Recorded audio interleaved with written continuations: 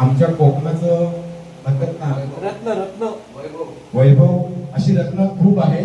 पण यश त्याच्यातला असा एकमेव आहे की सध्या तो आमच्यासाठी सेलिब्रिटी आहे. अभिमान वाटतो यशचा, कारण आत्ताच जो दशावतार चित्रपट झाला त्यामध्ये दशावतार भूमिका करणारे कलावंतामध्ये त्याला भूमिका करायची, चित्रपटात भूमिका करायची संधी मिळाली पहिल्यांदा. आणि आपण सगळे माझ्या प्रेमापोटी माझ्या या घरी सगळेजण आलात, तर माझी इच्छा होती की त्या निमित्ताने आपल्या हातून त्या कलाकाराचा मला सत्कार करायला आवडतो. तर म्हणून मी त्याला खास करून मामाला फक्त कल्पना दिली होती आणि मुद्दामून तुम्हाला सरप्राईज म्हणून जे सांगितलं नाही, तर यशचा आपण आज सत्कार करणार आहोत. तर माझ्या असं एक हे आहे की कलाकाराचा सत्कार एका कलाकाराच्या हस्ते झाला तर आणि आपल्याला चांगलं वाटेल. तर मी अमोल मेनन याला सांगतो की यशचा सत्कार आपण करावा.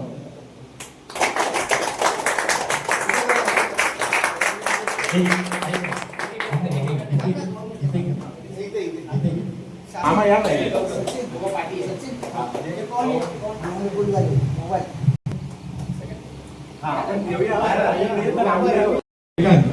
आमचे मामा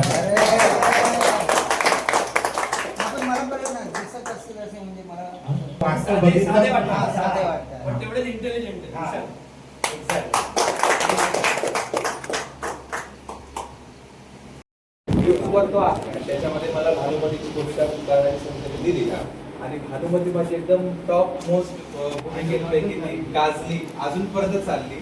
त्या नाटकातल्या सगळी पात्र बदलली, म्हणजे अजून बदलून कलाकाराने ती पात्र भूमिका साकारली, पण माझं भानुमती कॅरेक्टर बदललेलं नाही.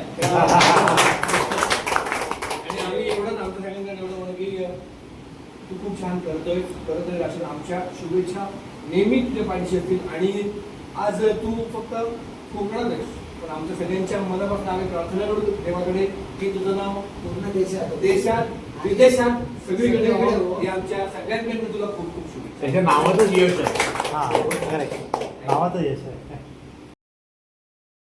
अभिनय एका बाजूला, सगळ्या कला वेगवेगळ्या आहेत, पण त्या सगळ्या कलेचं एकत्रीकरण हे आपल्या दशावतारामध्ये आहे.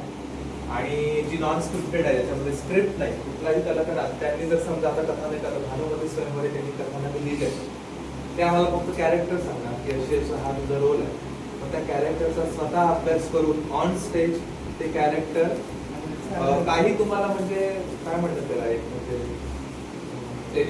प्रॉपर्टी तुमच्याकडे आजूबाजूला काहीच नाही, म्हणजे एक फक्त स्टेजवर बाकडा असणार, 2 तुम्हाला लाईट्स असणार, साऊंड सिस्टीम असणार, आणि तो पूर्ण कॅरेक्टर आणि कॅरेक्टरची काही सिच्युएशन आहे ती तुम्हाला तुमच्या अभिनयात आणि सादरीकरणात उभी करायची.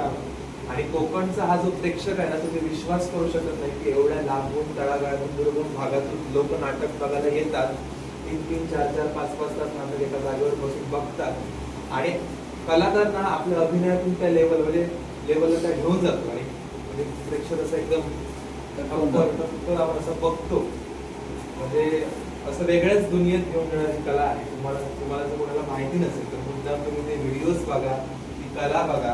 आम्हाला एकदा लाईव्ह बघायचं पाय जर सुट्टीत वगैरे कधी आलात मे महिन्यात वगैरे, तर तुम्हाला तुमच्या फॅमिलीला वगैरे घेऊन तुम्ही या. आणि मुंबईमध्ये पण शो मुंबईला वगैरे हो. आता आमचा 26 जुलैला दीनानाथ मंगेशकर हॉलमध्ये विलेपार्लेला आमचा अभिमन्यूवर, म्हणजे दशावतार नाटकातल्या बऱ्याच नाट्यप्रयोगांमधला फेमस नाट्यप्रयोग अभिमन्यूवर सिंहाचा छावा, म्हणजे अभिमन्यू हे कॅरेक्टर काय आहे, चक्रव्यूहचा भेद वगैरे करून एकदम लहान वयामध्ये तो अर्जुनाचा मुलगा, त्याची लव्ह स्टोरी काय, त्याचं कॅरेक्टर काय, त्याची बायको अभिमन्यूची बायको उत्तरेचा मी रोल करणार आहे. आणि थिएटर मध्ये हा प्रयोग आहे. तेव्हा तुम्हाला जर कोणाला शक्य झालं तर तिकीट आहे त्याच्यासाठी, ते तिकीट वगैरे आल्यानंतर स्टेजला आम्हाला तुम्ही भेटा, नक्की आम्हाला सांगा. प्रत्येकाचे चेहरे म्हणजे पटकन लक्षात येणार नाही, पण तुम्ही सांगा की आम्ही आपण भेटू ना. हो असं माझ्या लक्षात फोटो सेव्ह करून घ्या. माझ्या पण कलेचा प्रेक्षक वाढेल, माझा प्रेक्षक वाढेल. म्हणजे प्रामाणिकपणे मराठी माणूस आणि मराठी कला वाढली. हो. बाकी काय फक्त काय आता आपला मराठी माणूस असा आहे की फॅक्ट आहे, कोणी म्हणाला राम घेऊन की मराठी माणसाला मराठी माणसाला कधी बरं झालेलं आवडेल. बघवत नाही. म्हणजे आपण चांगल्या बरोबर नेहमी मला वाईट बोलण्याची पण खूप सवय आहे या लहान वयातच. पण असं म्हणजे कोण कोणाला पुढे जाताना बघत नाही, म्हणून थोडीफार आपली कला मागे राहिली असेल किंवा बऱ्याच जणांना माहिती नसेल. आता तुम्ही सगळे कोकणातले आहेत, पण तुम्हाला सगळ्यांना दशावर 100% माहिती आहे का? मुळीच नाही. म्हणजे आपली कला ही मागे राहिली याला कारण हे आपलेच लोक सगळे कोकणातले नाही, आम्ही 4-5 जण हा, आहे. पण- बाकी सगळे पुणे वगैरे नाही, असे नाही, कोकणातले. आम्ही- आम्ही तिघं तिघं सोडलं तरी सगळे कोकणात. आम्ही तिघं घाटावर आहे. तिघेच. बाकी सगळं कोकणात. रत्नागिरीमध्ये पण तुमच्या आता महाराष्ट्रात सर्वत्र कला आपली चालूच आहे. आता दशावतार पिक्चर मध्ये तर दशावतार 100% दशावतार घेतलं पूर्ण नाही, सगळ्यांनी पण दशावतार म्हणजे आमच्याकडे काय, नाहीये. दशावतार कलाकार म्हणजे काय हा पूर्ण जगभर समजलं. ते बरं झालं हो. त्या पिक्चर मुळे आता- माझं पण नाव लौकिक भरपूर झालं. म्हणजे आतापर्यंत लोक एक सामान्य दशावतार कलाकार कधी सामान्य नाही. पण एक सांगतो की आतापर्यंत एक टिपिकल दशावतार कलाकार म्हणून ओळखत होते, पण दशावतार चित्रपटामुळे मला काय लोकांना एक वेगळी ओळख मला मिळाली. ज्यांना असं माहित नाहीये किंवा थोडंफार माहिती आहे ना, एक्झॅक्ट ज्यावेळी आपण समोर बघतो स्टेज हो. समोर बसून पूर्ण ज्यावेळी शो आपण डोळ्याने आपल्या बघतो ना लाईव्ह, त्यावेळी आपल्याला कळतं त्याची आवड निर्माण होते. आता सिनेसृष्टीतले पण बरेच लोक आहेत ज्यावेळी या दशावतार चित्रपटाचा जो ट्रेलर लॉन्च व्हायचा होता किंवा प्रोमो लॉन्च व्हायचा होता त्यावेळी आम्ही तिकडे गेलेलो.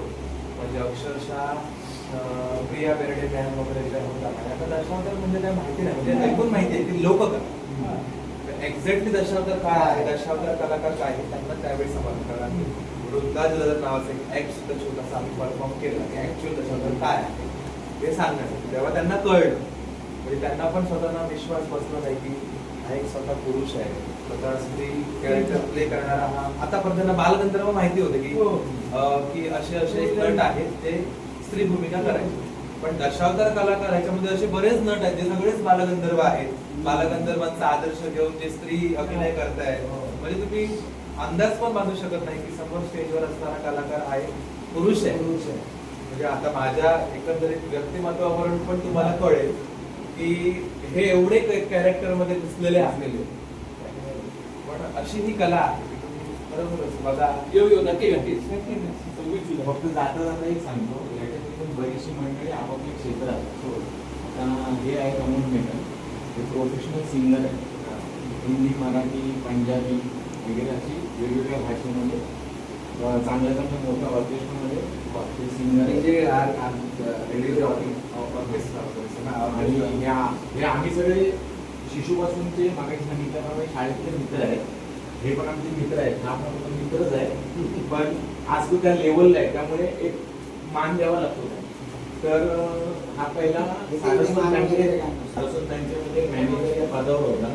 त्यानंतर त्याने मुलांना शिक्षण म्हणजे आपली शिक्षण ते वाढण्यासाठी स्वतः आता ते कोचिंग क्लास त्यांनी स्वतःच चालू केलं आणि